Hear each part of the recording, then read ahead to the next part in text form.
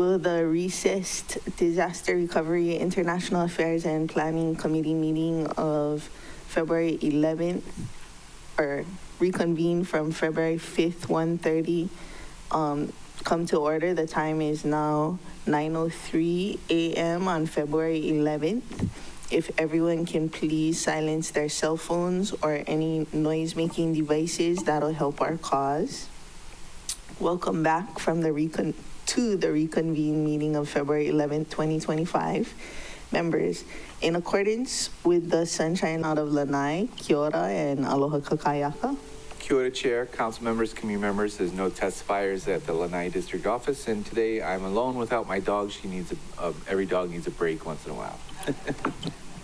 Thank you. And next up, we have Councilmember Tasha Kama of Kahului. Aloha Kakayaka and Kia ora. Aloha Kakayaka, Chair, and kia ora to everyone out there in Akaku land. I'm excited to be here again to talk about Bill 105 and ready to rock and roll. Thank you, Chair. Thank you. And next up, we have Council Chair Alice Lee. Aloha Kakayaka and Kia ora. Chair, kia ora, and aloha kako. I'm home in my home office. There's no one here, but unfortunately I can't stay very long, so I'm sorry about that. Unless you need me, I'll stay. Thank you. Thank you. Next up, we have Committee Member Keani Rollins Fernandez of Molokai. Aloha Kakayaka and Kia ora. Aloha kakahiaka kako, my Molokai nui ahina. I'm at my private residence alone here, and there are currently no, it's a recess meeting, so no testifiers. Okay, mahalo, Chair. Mahalo. And next up, we have Councilmember Shane Sinensi. Aloha Kakayaka and Kia ora. Aloha Kakayaka, Chair, and kia ora to both here at the Hana District Office with District Staff Member Mavis Medeiros. Thank you. And last but not least, we have Councilmember Yukile Sugimura from Upcountry. Aloha Kakayaka and Kia ora. Kia ora, and good morning. Looking forward to a productive meeting. Thank you. This meeting of the Disaster Recovery, International Affairs and Planning Committee of the Maui County Council is located on the traditional aina of the Kanaka Oiwi, who never ceded their sovereignty to the United States. We recognize that Her Majesty Queen Liliuokalani yielded the Hawaiian Kingdom to the United States in duress under threat of violence to avoid the bloodshed of her people.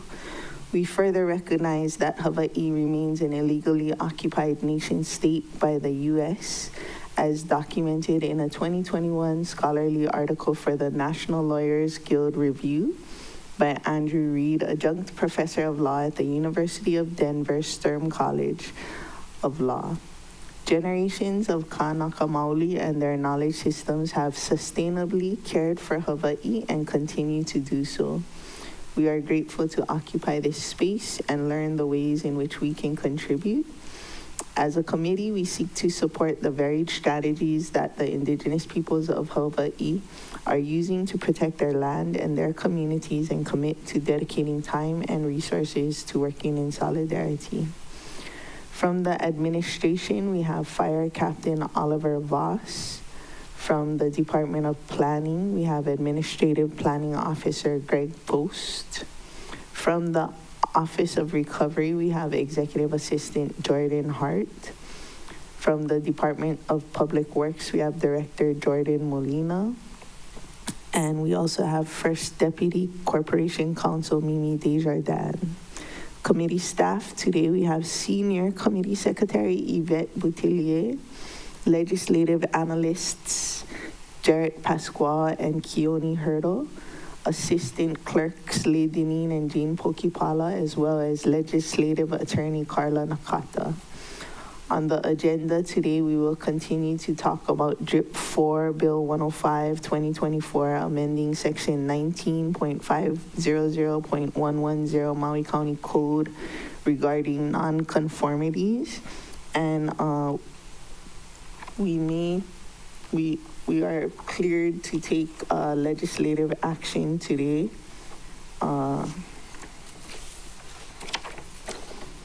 If we all come to that agreement. the committee may consider whether to recommend passage of Bill 105, 2024 on first reading with or without revisions. The committee may also consider the filing of Bill 105, 2024 and other related action. So, members, at our February 5th meeting, the Department of Planning, Public Works, and Fire and Public Safety agreed to meet before today to improve the proposed language under subsections 19.500.110 C1D II and 19.500.110 E2B to address fires concerns. And as a reminder, we are working off of the CD1 version, which was item number 37 in your Granicus. Would Planning, Public Works, and or Fire and Public Safety like to provide any updates since our last meeting? And it looks like Mr. Post is ready. Yes, thank you, Chair. The Planning Department has met with the Public Works Department and the Fire Department to discuss potential changes. I have a couple changes that we'd like to propose to C1D II and then also E2B, and I can read those into the record if you like, and I apologize for not getting this to you earlier.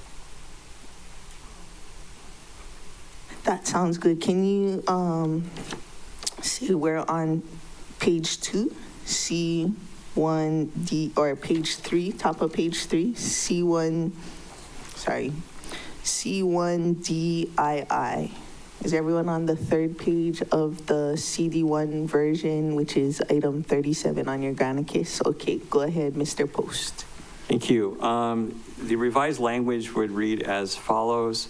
The repair and reconstruction is permitted in compliance with Title 16, period. And then I would insert, instead of the remaining language, the following. The fire chief may require residential structures to exceed the standards of Chapter 16.08A by imposing the requirements of Chapter 16.25 and 16.26C or portions thereof as may be necessary to improve public safety. It's basically almost the same language, just reworded slightly. So you said 16.25 or 16.205? I believe it's 16.25. Okay. Does anyone need that read one more time? You guys got it? One more time, please, Mr. Post. Sure. The first sentence would remain the same as the repair or reconstruction is permitted in compliance with Title 16, period. Then I would add the following language. The fire chief may require residential structures to exceed the standards of Chapter 16.08A by imposing the requirements of Chapter 16.25 and 16.26C or portions thereof as may be necessary to improve public safety. Thank you.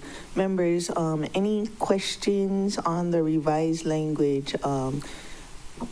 Member Kama, followed by Member Johnson. So although the language has been shifted a bit, does that change the content of that particular section? I'll let Mr. Post answer, but I think it's meant to clarify because the way it was worded before was that, you know, they have to comply with Title 16, including these two sections. And so then the question was like, well, if they gotta comply with Title 16, why are you calling out these two sections? And then they further clarified that those sections might be for commercial kind of things. So they're then applying, they clarified it in words as well to say beyond, the fire chief may require residential structures to kind of meet these two sections, which are ordinarily required of commercial structures. And Mr. Post, please correct me if I'm off base. That is correct. The context is the same. We just reworded it merely for clarity and provide more clarity in the section. Okay, thank you, Chair. Member Johnson? Oh, your question was answered? Okay. Is there any further questions from the members on the wording? And is Public Works and Fire there? You already checked with them and they're okay with that wording? Yes. Okay, thank you. Did you also work on the, let's see,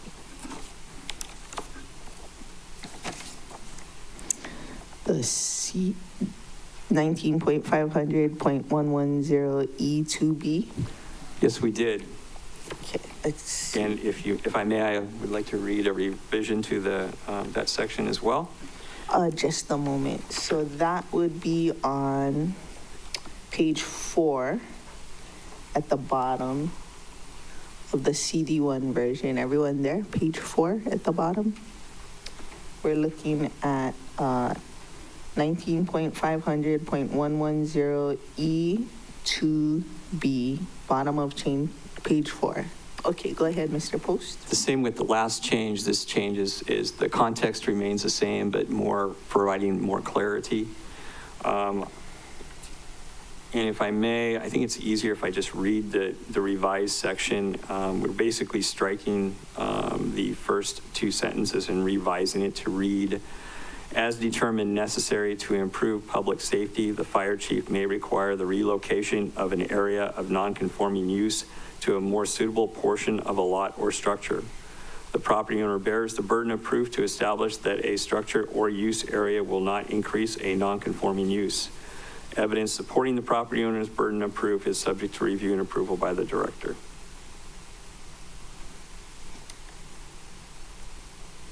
If you could read it one more time, a little slower for our staff. Sure. Thank you. So basically, if I can, the whole section is revised to read as follows. As determined necessary to improve public safety, the fire chief may require the relocation of an area of non-conforming use to a more suitable portion of a lot or structure. The property owner bears the burden of proof to establish that a structure or use area will not increase a non-conforming use. Evidence supporting the property owner's burden of proof is subject to review and approval by the director.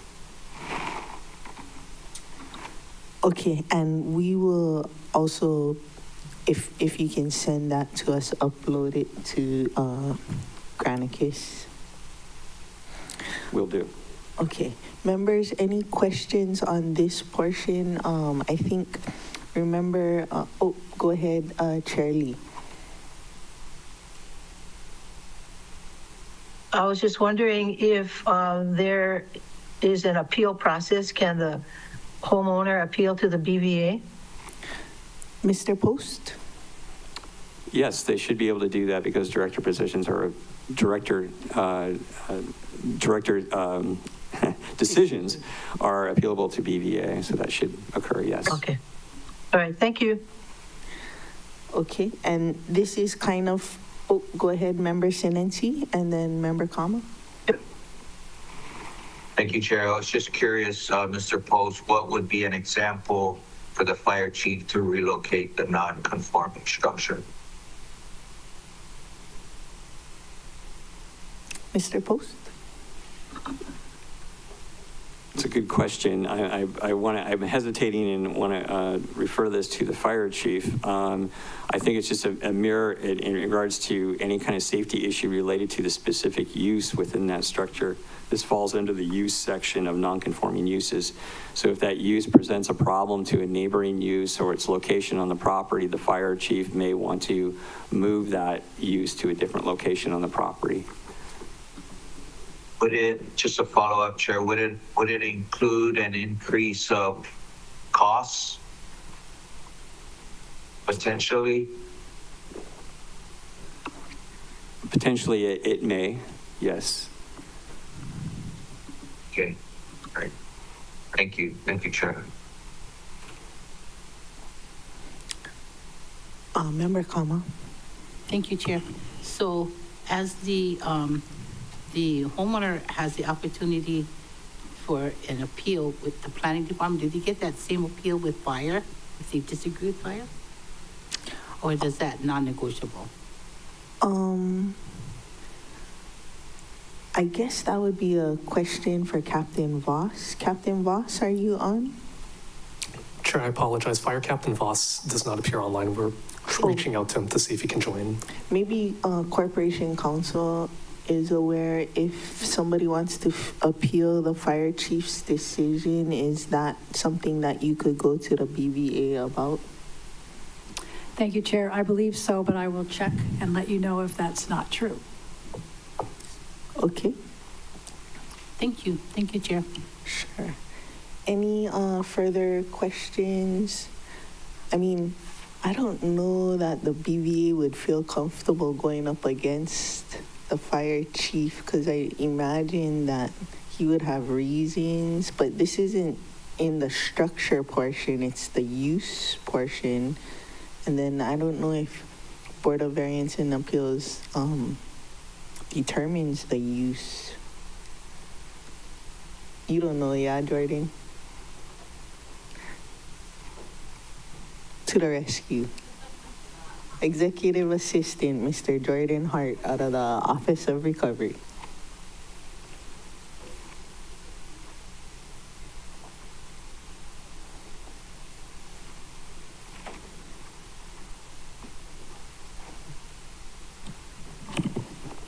Chair, thank you. These types of decisions would be appealable, similar to any other call or enforcement action that the Director of Planning would do. The decision of the fire chief is appealable to the Board of Variances and Appeals for a non-conforming use. Let me confirm fire. I believe fire is, but let me confirm that. But the decision, like use determinations by the planning director, are standard. Okay, thank you. Is that satisfying? I guess we just gotta confirm that fire's decision is appealable to the BVA. So when we get the answer, we'll come back to you. Did anyone else have any questions on this amendment? Okay, so we can start with motions, or if members choose, I know Member Cook had a amendment. Did we want to go over the amendment before we start making the motions, or did we want to start with the motions? Go over it? Okay. Member Cook, if you wanted, I know staff has your amendment ready to distribute. If you wanted to just explain for us your amendment, and they'll distribute and upload, and I think it's already uploaded if members want to refresh that, are online, refresh their Granicus. But it should have been uploaded when we gavelled in, and it's being distributed in the chambers. And as soon as Member Kama gets her version, Member Cook can go ahead and explain what he did here. Okay, thank you, Chair. So my motion is basically to amend Bill 105, 2024 by inserting subsection 19.500.10110 parenthesis G to read as follows. In paragraph G, where it says non-conforming transient vacation rental uses exception, notwithstanding subsection E, non-conforming transient vacation rental uses that were discontinued for 12 consecutive months or more because of the transient vacation rental was within a structure that was damaged or destroyed in an emergency or disaster may not be resumed. And then in the bold type is the addition, modification. This subsection does not apply to non-conforming transient accommodations occupied by the owner for the purposes of this subsection. Transient accommodations has the same meaning as in section 237D-1 Hawaii Revised Statutes.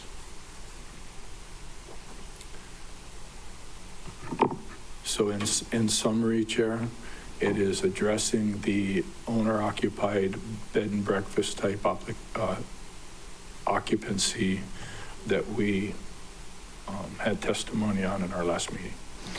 Thank you. And I did pull up 237D-1 definitions.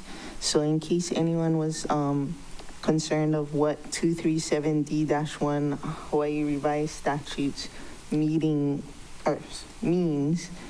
it says transient accommodations means the furnishing of a room, apartment, suite, single-family dwelling, or the like to a transient for less than 180 consecutive days for each letting in a hotel, apartment hotel, motel, condominium, or unit as defined in Chapter 514B, Cooperative Apartment Dwelling Unit or Rooming House that provides living quarters, sleeping, or housekeeping accommodations, or other place in which lodgings are regularly furnished to transients.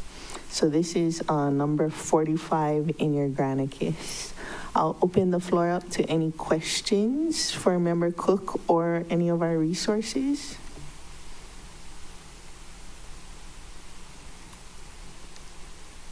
Ms. Desjardins, did you want to say something? Thank you, Chair. Just getting back to the BVA issue, the code does provide that these types of decisions would be reviewed by the BVA, so that's a go. And then just to let you know that as far as the language in the amendment summary form that was just written, our department does support that amendment. Thank you. Thank you. Do any of the members have any issue with the amendment as written by Member Cook?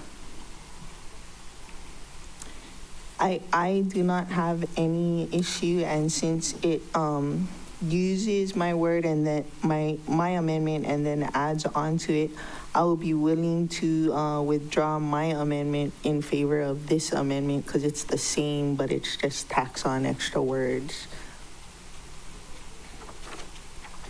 Okay, I just had one last issue I wanted to clarify before we make the motions, and it's great that Mr. Hart is here. I had seen him mention this to some of the planning commissions, and I just wanted to make sure that everyone understood that the emergency proclamation or the disaster declaration has to be one in which there was damage. You know, earlier, prior to the fire, there was like an emergency proclamation on housing crisis or an emergency proclamation on houselessness or whatever. Those aren't the types of emergency proclamation that this bill would apply to, correct, Mr. Hart? The intent was for disasters that resulted in significant property damage. So if I was the mayor or the governor and I said housing is at an all-time bad, I'm gonna declare an emergency proclamation on a housing crisis. Unless there was actual damage that occurred, this wouldn't apply. So just wanted to clarify that. Any questions, members? Okay. We can start making motions at this time if members are ready. Okay. Did anyone want to check in with Public Works? Is Mr. Molina on the line? Okay. Let's just check in with him because he's the one that raised the issue with the previous wording. Director Molina, are you online? Did you hear the... Yeah, hi, good morning. Good morning. Did you hear the wording Mr. Post proposed? Is that better for your needs? Yeah, appreciate planning department coordinating the meeting to work out the language with us. We have no objections. Thank you. Okay, thank you. And then a correspondence was sent out to request how does the department envision the permit review process would be modified for applications dealing with the repair or reconstruction of non-conforming structures under the proposed Bill 105. Have you given thought to how you would implement this bill? Yeah, thank you. The bill doesn't affect how Public Works and DSA does the building code review, so that wouldn't have an impact.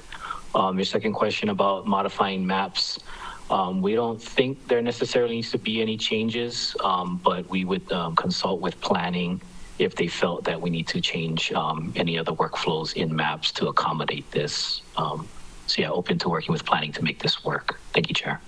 Thank you. Members, just based on that follow-up from the last meeting, I'll open the floor to any questions for the director. Member Kama? Thank you, Chair. So I just want to ask Mr. Molina, in the implementation of this particular bill, do you find any difficulties that might occur as you implement this unit by unit or home by home?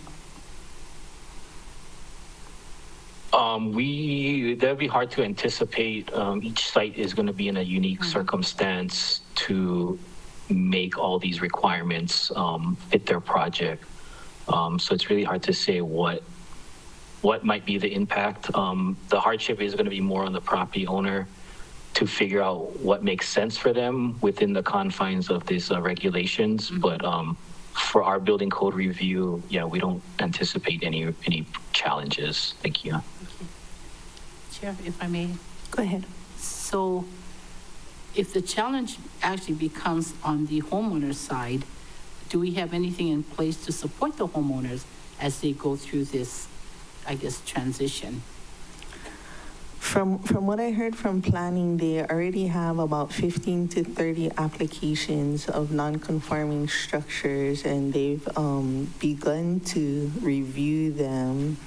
I think there's a lot of unknowns, but Mr. Post, are you aware of any situations matching to what Member Kama said where applicants may need assistance?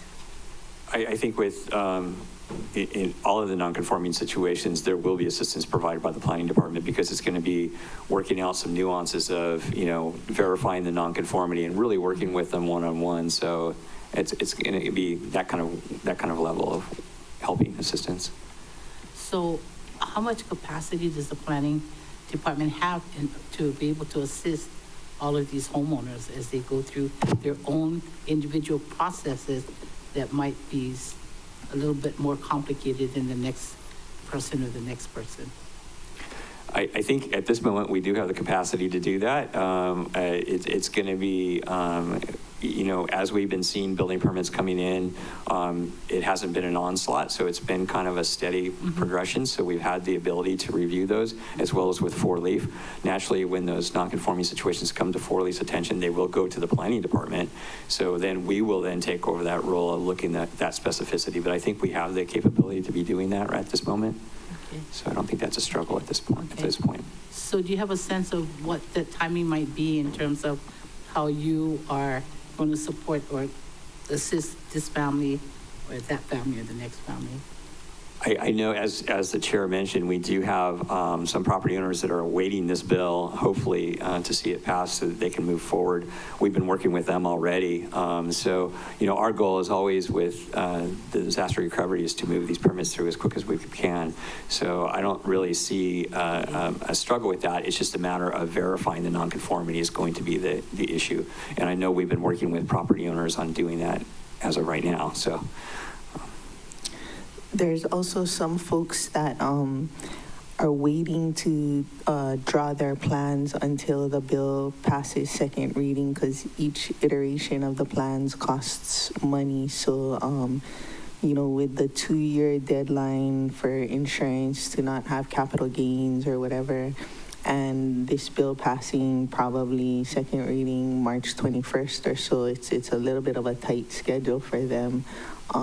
But some folks didn't feel comfortable moving forward without the certainty that this bill would pass because if they have to change their drawings, every change costs money. So as it moves forward to first and second reading, I think they'll be gearing up more people who have I think this one individual I'm speaking with, it's a setback issue in the Mill Camp area. They just want to put their house orientation back to where it was, and they had a 5-foot side yard setback instead of a 6-foot side yard setback. So they haven't started their their drawings yet with their design professionals. So I think they have like between 15 and 30 right now that they've previewed, and then maybe the rest of the people want that confirmation that this bill passes before moving forward. So it depends on how fast all the design professionals move from March 21st on. March 21st is our target date to get through second reading. Any further questions for the Committee Vice Chair Uu Hodgins, followed by Member Cook? Thank you. Now that we're talking about fees, I do have another question. Can you please remind me about the fee schedule with planning? As you're working with the individual to figure out what works best for their conforming, non-conforming, do they have to pay a fee for every additional review, or is that just like SMA? Can you remind me? I forget what that's like. Mr. Hart? Chair, thank you. The planning department does have a resubmittal fee. Yeah. But in practice, it's rarely used. Okay. It's more reserved for when somebody's really being belligerent. It may be pulled out, but in my time at Zayed, it was actually never invoked. Okay. Thank you. I appreciate that answer. I was just trying to make sure that as we're trying to navigate through this, they're not just getting assessed a fee every time. Thank you for that. Thanks, Chair. That's all I have. Thank you. Member Cook? Thank you, Chair. Mr. Post, the types of non-conforming, there's hundreds of homes that potentially this could impact. But as far as the variety of non-conforming issues, this is principally going to be setback, height, location type things. Are there going to be any other kind of like really nuanced aspects of non-conforming, or is it mostly lot placement? And to clarify, you're talking about the structure, not the uses. Correct.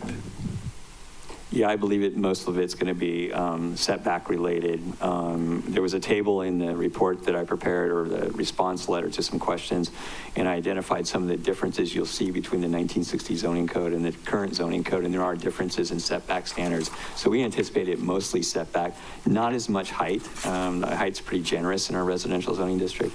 I know of one, for example, that there was a driveway entrance configuration issue, and so I know that's a non-conforming situation that's currently pending. Somebody wants to keep their driveway the way they had it. It was a non-conforming situation. So those would be the unique situations, but I believe most of them will probably be setbacks. I'm sorry. Continue. Do you foresee many non-conforming use issues? That's a different flavor. That is a different flavor, and we weren't, I'm not aware exactly of too many of them. I was aware, I think I pointed out also in that same letter, where churches may be operating or have been operating without an SUP. They're technically non-conforming. We would not require them to get an SUP, but they could, with this bill, move forward. Regarding other uses, I gave an example of any type of maybe a retail structure that may be located in a residential zone that has been there a long time. Those are the uses that I kind of envision more probably closer around Front Street in that area, in the older areas, that there may be a use in a district that wasn't permitted. But I can't think of any offhand, so I don't anticipate a lot of those, but we wanted to put that in there just in case. Thank you. I think that helps put in perspective the burden on the staff that potentially could occur from this. It's like there may be a rather repetition, and it's processable. So yeah, and I think the benefit of again having 4LEAF on board as well is them being able to take a lot of the work and doing a lot of that work up front. And so that leaves a lot of our time for our staff to be able to deal with these kind of special issues as well. Thank you, Chair. Thank you. Member Sugimura? Thank you. So I'm just wondering, would we have to do any kind of revisions to Exhibit B in our budget document for our fees based upon this? No, I don't believe there should be any changes necessary to fees-related structure, no. Oh, good. Okay. I had a question about the Jodo mission. So it looked as though the church part was right near to the shoreline, and I'm not sure how the shoreline setback would affect all the other setbacks. But when we changed the zoning and the community plan for Grace Baptist Church, it was because they didn't want to build back the same exact structure and footprint they had, because their church was over 50 years old, converted, and if their church burned to the ground, they wanted to be able to build the church of their dreams. So if Mala is unable to go back to their original footprint because of shoreline setback, or it's just not maybe a great idea to build right so close to the ocean, could they still benefit from this Bill 105, or would they need a CPA and CIZ as well? Mr. Hart. So, thank you, Chair. So there's nonconformities in the zoning code, and there's nonconformities in the shoreline rules, and they're exclusive. Oh. But there can be overlap. So like the use for the Jodo Mission, for example, would be the Title 19 nonconformity. The shoreline setback issue, I'm not going to say that they have a nonconforming status, but like that's its own thing, especially for existing legal structures. But they'll just have to evaluate, as they go through the process, what the best steps are for them. And then I would point out, though, too, that once you complete a change in zoning, for example, and a community plan amendment to allow the thing that you propose to do, the nonconformity evaporates, basically. So, the belief is that the nonconformity for Jodo Mission is in the use and not so much the structure. And if they move the use to a different location on the property, it could be okay. If they move it forward out of the shoreline or something like that, it would be okay. Because it doesn't increase the nonconformity. It was a church. They were using it as a church. They're still going to be using it as a church. So I don't know enough about the site right now to whether or not any structure exists, but let's say there were structures and you were trying to determine if they were non-conforming. You would do one pass interpreting non-conformity in the zoning code, and then a different pass interpreting non-conforming status on the SMA level. So we may need to come back for Jodo Mission, possibly, depending. The nonconformities are going to be exactly what they are. So let's say any property owner that you're dealing with in this special management area, in order to get a development permit, you have to do a land use analysis, and the thing that you're proposing to do, structure and use, needs to be permitted in all the land use layers that you have. For the nonconformity aspect, Title 19 that we're dealing with right now, if the planning department got the application, they can say, okay, yes, for this use, it's permitted. But it's only going to be whatever that thing is that they prove existed in the records, and that's it. So it is, on the one hand, it allows a whole lot of flexibility because you're not being required to run through other processes. But on the other hand, it's only exactly what was going on legally prior. If you did a land use designation change to public, quasi-public, for example, P2, now anything that's permitted within that zoning district, including uses and scale, subject to whatever community plan or other regulations exist, you could do all of that. Or you could qualify for a development permit for all of that the Planning Commission would review. So they would have more flexibility and options if they did the land use designation changes. But this was viewed as a relief valve, basically. There's no way of knowing all these people who may come in, because you can only really understand what the status is when they file their application. Then you start to really look at it and you say, okay, well, you can't do this for some reason. Because the schedule of the events, our existing code would time all these people out before they would even be coming in for building permits. So they would come in and say, I want to build what we have. And we would say, oh, well, 12 months has already passed, so you're gone already. So this extends, but it's just an option to keep those scenarios valid when they file. And we won't know what they are until they actually are in. So in other words, if this doesn't work or the time frame doesn't work, then we may down the road do a CIZ, CPA, depending on if the use or the structure is wanted back in where, similar to where it was. So there's been some discussion during this proceedings about how the existing nonconformity section is written for attrition. And that would be basically like, under normal circumstances, the expectation is that you either do the permanent land use designation changes, or eventually the use goes away and you match your land use designation. So permanent designations are always in the background.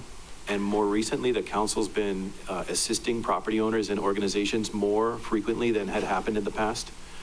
So that would be the ideal resolution, is that you zone the property appropriate for its surrounding, uses and to recognize any proposed uses. But in the event that that's not able to be mobilized in time, this would be the option to assist. Okay, thank you. Members, any further questions about any of this? Because it is a complex subject, as we make the motions, if something comes up question-wise, I'll allow it, just because it's pretty complex and we don't know all the things that we don't know. Oh, Member Kama. Chair, I don't have any questions, and I understand the complexity of the issue, so I'm kind of glad we're going to planning director handle those things, let fire department handle those things. And then the things that they can't handle, hopefully they'll come back to us and say, hey, we need a policy amendment or a change or something like that. But I'm ready, Chair. Okay, let's just do a last call for Captain Voss. Did he come on? Apologies, Chair. Captain Voss is not online. Okay. Shoot, this was his opportunity to tell us if he was okay, but I guess speak now or forever hold your peace, because I really don't want to recommit this after first reading unless Charlie lets us do work on the council floor. But we gave him an opportunity to speak on the amendments, so hopefully they're okay with it. That's why they didn't come. Yeah, but I don't want to recommit, because I let folks know March 21 should be the date, and so then they're getting their resources lined up. Okay, so my recommendation is passage of Bill 105. So the chair will entertain a motion to recommend passage of Bill 105, 2024 on first reading. So moved. Moved by Member Hodgins, seconded by Member Johnson. The chair will next entertain a motion to substitute Bill 105 with the proposed CD1 version posted on today's agenda. So moved. Moved by Member Hodgins, second by Member Johnson. Any discussion, Member Hodgins? Happy to support, Chair. Thank you for all your hard work on this, and thank you for all of our department's hard work in explaining what this means to us. I appreciate your entertaining of all of our questions. Thank you. Thank you, Member Johnson. Any comments? Sure. Thank you, Chair, and thank you for working on this bill with so many departments and so many people involved. I think that's a sign of a good bill when we're kind of discussing the smaller details, not the overall big bill. And I think that's great, because you did a lot of work with the departments, and I think that's how good legislation is made, is they get them on board. So thank all of the departments and everybody who worked hard on this. Mahalo, Chair. Thank you. Member Sugimura? So just want to be sure that the CD1 version that we're voting on includes the amendments or the changes from Not yet. planning. We're not there yet. Okay, you have another one. Thanks. Okay. And for my discussion, the CD1 version as it is incorporates the amendments from HLU Chair, ASF dated October 17, 2024, which is on Granicus item number 19. It inserts the minor revisions planning suggested in their October 23rd presentation on slide 7. That's Granicus attachment number 22. It amends the 5-year timeframe to reconstruct or reestablish a non-conforming structure or use to 4 years from the initial date of the mayor's or governor's emergency proclamation. It extends the time for non-conforming structures and uses that were affected by the August 2023 Maui wildfires specifically to be reconstructed and reestablished until April 1st, 2029, limits the authority of the planning director to grant a 2-year extension of the deadline to complete the reconstruction or reestablishment of a non-conforming structure or use to properties within a historic district or within the special management area or both. It incorporates non-substantive revisions. And then we're going to have to do the 2 amendments to the CD1 version that Mr. Post recommended. So we're 2 amendments deep. We'll have to take that. Can we take his 2 amendments at the same time? Okay.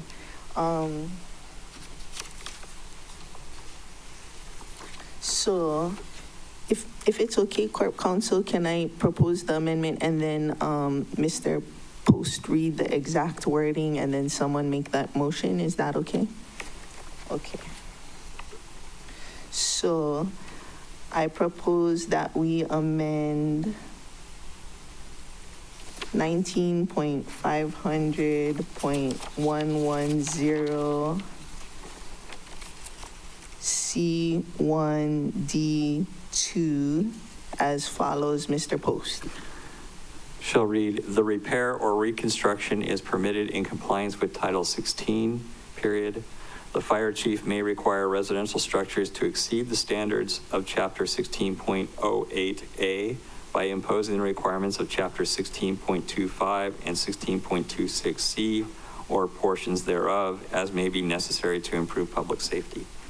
And Section 19.500.110E2B as follows. As determined necessary to improve public safety, the fire chief may require the relocation of an area of non-conforming use to a more suitable portion of a lot or structure. The property owner bears the burden of proof to establish that a structure or use area will not increase a non-conforming use. Evidence supporting the property owner's burden of proof is subject to review and approval by the director. So the chair will entertain a motion to make those amendments to the CD1 version. So moved. Moved by member Uuhajian, seconded by member Kama.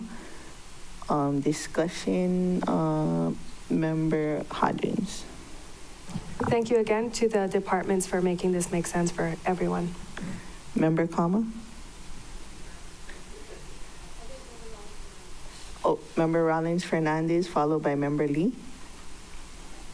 Mahalo, Chair, and mahalo to the Planning Department and the Department on Fire and Public Safety for this better language. I think the work that folks invested has gotten us to a much better place, more clear for the departments and more clear for the public. And I did see Captain Voss sign on. Thank you. Captain Voss, we were just making the amendments that we hear that Planning Department and you folks worked on, and we just wanted to check in how you're feeling about the bill with all the amendments that you guys worked on. Yeah, I think collectively we came to an agreement.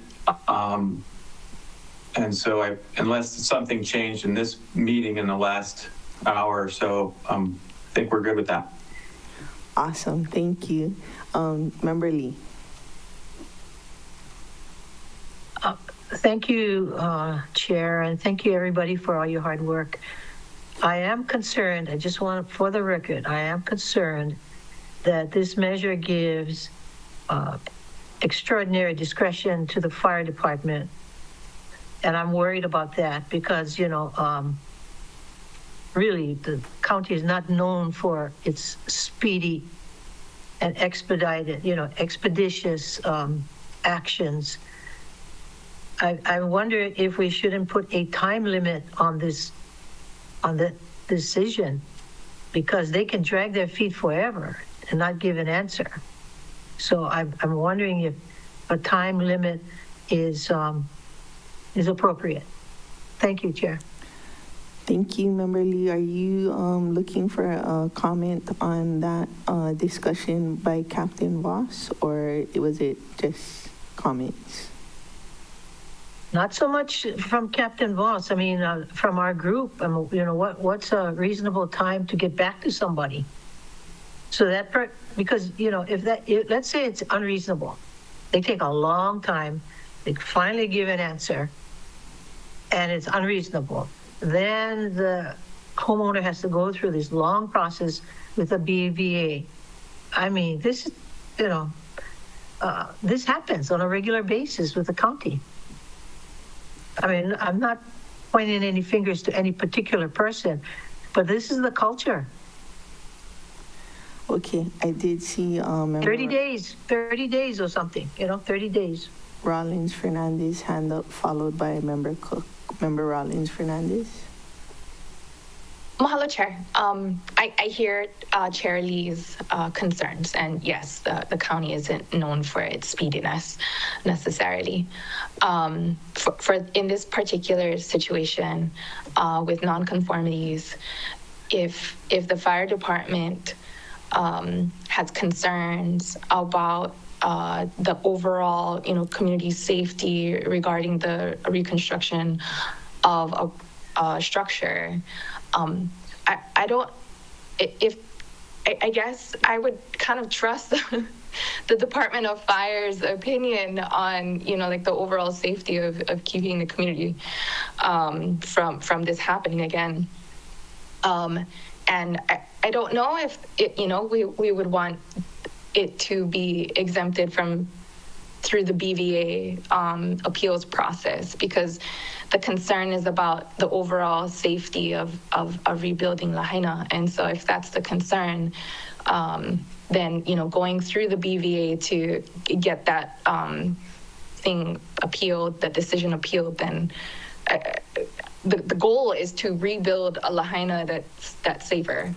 And so I almost feel like that would kind of be like counterproductive to the goal that we collectively are saying that we want seen happen. And then I guess I would like to hear what Captain Voss has to offer in response to the comments about how, you know, quickly our department could do the review in order to expedite this process so that folks aren't waiting too long for county. Okay, I'll call on Captain Voss, but I just did want to clarify that this bill doesn't only apply to the rebuild of Lahaina. It also would apply to a rebuild of Maui Island or Lanai Island, as stated in the bill. If there were a disaster and a proclamation by the mayor or governor where there was damage and destruction. So just so that people know that this bill goes beyond Lahaina for future disasters. But Captain Voss. Well, I'll look for that clarification, Chair. Sure. Captain Voss, did you have any comments as to the time frame that the Department of Fire and Public Safety would take to make rulings? Because I guess, you know, we're trying to get people back to where they want to get to in a somewhat expedited manner. So any comment as to like if there is a need for a time frame, or how it would work on the implementation side on the fire department's end? Sure. I think that's a very valid concern, especially since in good times, things weren't moving along as swiftly as we'd like them to. So what I would say is that, you know, and I appreciate you pointing out that these, you know, Kula is involved in this too, and anywhere else. As a matter of fact, I was in the early days when we lost a house to fire, any individual home, I was calling around to the department saying, hey, can we put this thing on fast track? Number one, for the demo permit to remove the hazard, and number two, to get these people back in their home. Every department agreed to put this on top of the pile.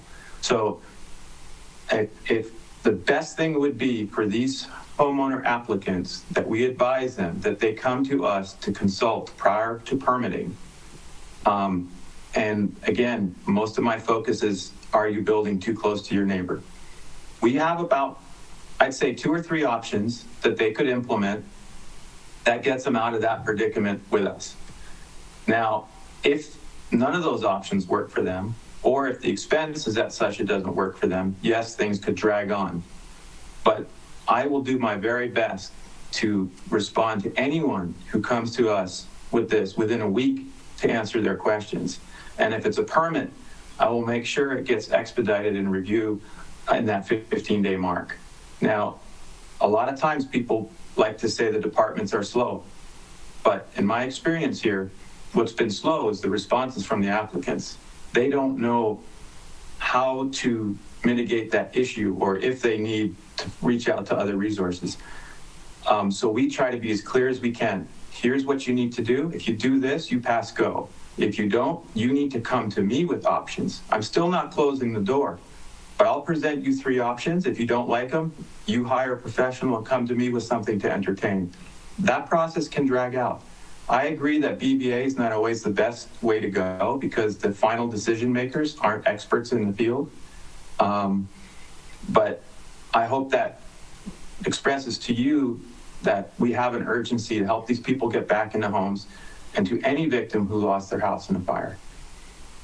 And so that'll happen here. You won't get slow service from the fire department, that's for sure. And I will do my best to bring the other departments in as well. Thank you, Captain Voss.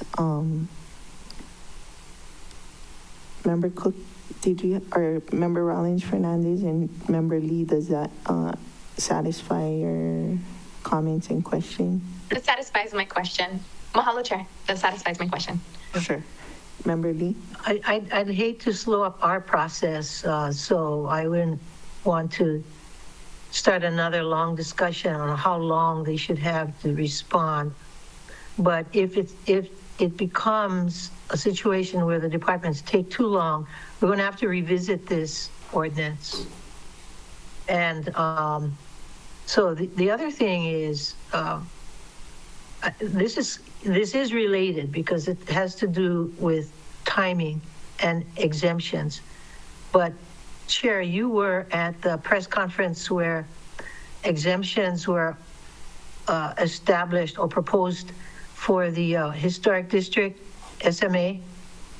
I think it was just the SMA, and that proposal was through an emergency proclamation process. And so I think at the state legislature right now, they're working on legislation because if you remember the emergency proclamation process for, I believe, Kahoma villages, it's just a way to get people started, but they have to actually change the law.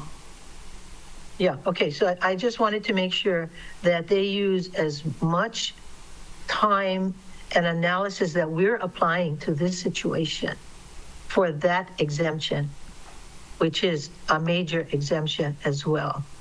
Okay, thank you. Yeah, there's a few bills at the state legislature, and I'll reserve comment on what they do at that building, because I'll just... Okay. I did have a follow-up question, though, for Captain Voss. The planning department did comment that they're in possession of between 15 and 30, less than 60 permit applications for non-conforming. Have they been sharing that with you so that you can get a jump on this process? The 15 to 30 already in their possession of non-conforming permits? I'm not aware that anything has been flagged as to non-conforming coming to our office. That's something I wanted to discuss with DSA, that what is the awareness process? We just need to know, I mean, this doesn't stop the bill from moving forward, but once this is adopted, we have to make sure that DSA says, hey, this is a non-conforming, and then fire would review it as to, or be told what is the non-conformity. And like we said before, most non-conformities would be addressed by the regular review, bar a couple of these that we're thinking about, and then we could make sure we expeditiously review those. But yeah, we have to work that out on the back end for sure. There's a conversation with DSA that we're going to have on adoption of this bill. Okay, so just a heads up for Public Works and the Fire Department. Planning is in possession of 15 to 30 applications. We're anticipating hopefully second reading by March 21st. But feel free to work amongst yourselves on those 15 to 30 so it can be kind of seamless, hopefully.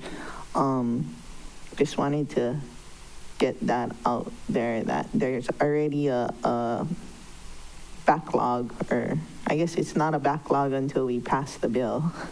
But there's applications in already that the planning department, I believe, has possession of. I don't know if it can upload to maps and DSA and fire can review simultaneously, or I guess you guys need to work out that implementation amongst yourselves.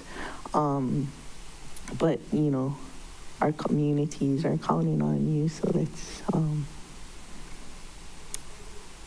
treat it with urgency. Okay, so we were on the amendments that planning and the fire department worked out that DSA and Corp Council like, and we are wrapping up our discussion. Did anyone have any burning discussion before we take the vote on that amendment? Okay, all those in favor of the amendment as read by Mr. Post and moved by Member Hodgins and seconded by Member Kama, raise your hand and say aye. Aye. That passes unanimously. And then, let's see.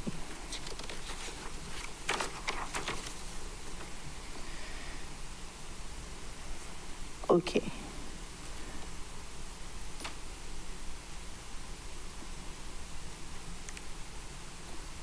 I will now entertain a motion to amend the main motion by Member Cook for his ASF. Oh, okay. All right. So Member Kama has moved to amend the main motion by inserting subsection 19.500.110G to read as follows. G, non-conforming transient vacation rental uses exception, notwithstanding subsection E, non-conforming transient vacation rental uses that were discontinued for 12 consecutive months or more because the transient vacation rental was within a structure that was damaged or destroyed in an emergency or disaster may not be resumed. This subsection does not apply to non-conforming transient accommodations occupied by the owner. For purposes of this subsection, transient accommodations has the same meaning as in section 237D-1 Hawaii Revised Statutes. So that's the amendment. It's intended to address certain concerns raised at the February 5th, 2025 committee meeting on the breadth of the proposed transient vacation rental amendment. Any discussion, Member Kama or Member Sugimura, is the motion? Excuse me, Chair. Staff got you mentioned the motion was made by Councilmember Kama, but we didn't catch the second. Member Sugimura. Thank you. And this is a motion to amend the motion to substitute. Correct. Thank you. Chair, I apologize. This is staff. Could this motion also include an amendment to Section 2 of Bill 105 to read as follows? A, non-conforming lots, structures, and uses may continue subject to the provisions and conditions of subsections 19.500.110B, C, D, E, and G respectively. Is that okay with the I'm move fine on? with that. That's And the okay. seconder? Okay, it includes that. And Mr. Pascal, did you wanted to explain why that is needed to the members? This would just incorporate the new subsection that's being inserted with Member Cook's ASF. Thank you. Members, any further discussion on the amendment as amended of the main motion as substituted? I'm really pleased that we're able to respond immediately to members of the public that come and say, this is my situation, and I'm sure there's others, and is there something you all can do about it? And I'm very happy that Member Cook agreed to put it together, so thank you. Thank you for doing the work, Member Cook, that we all didn't want to do. Member Sugimura, any discussion? Member Rollins Fernandez? Mahalo, Chair. I'll support the motion, and mahalo, Member Cook, for working on that amendment. I just, in response to Member Kama's comments, I just wanted to add the caveat that it doesn't guarantee that it, those that came before us will be approved. They still have to go through the review process and, get approved. So this amendment doesn't guarantee that, the operations will continue. It's just, it won't be an hindrance to it. Mahalo, Chair. Thank you. Any further discussion on the amendment as amended? Oh, okay. All those in favor, raise your hand and say aye. That amendment passes unanimously. Oh, I see the rest. I didn't turn the page. That's why Jared had to step in. Okay. Members, any further amendments you wish the body to consider? Seeing none.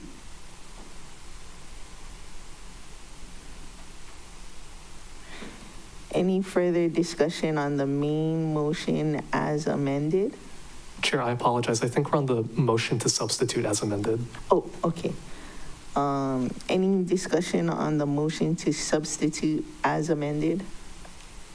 All those in favor, raise your hand and say aye. The Aye. motion to substitute as amended passes unanimously. And now we're on the main motion as amended. Any discussion on the main motion as amended? Oh, Member Sinensi, go ahead.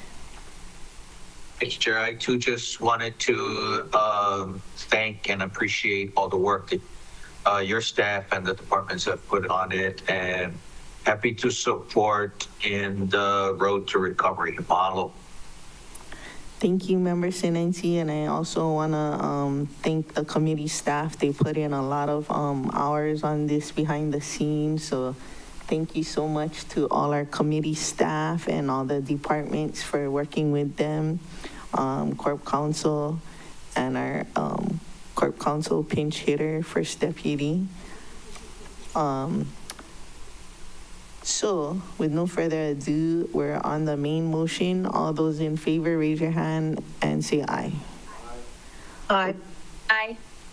Okay, the main motion as amended passes, and it'll continue on to first reading, likely March 7th, with second reading at March 21st. This concludes today's Disaster Recovery, International Affairs, and Planning Committee meeting. Thank you very much, everyone. The time is now 10:12. This meeting is adjourned.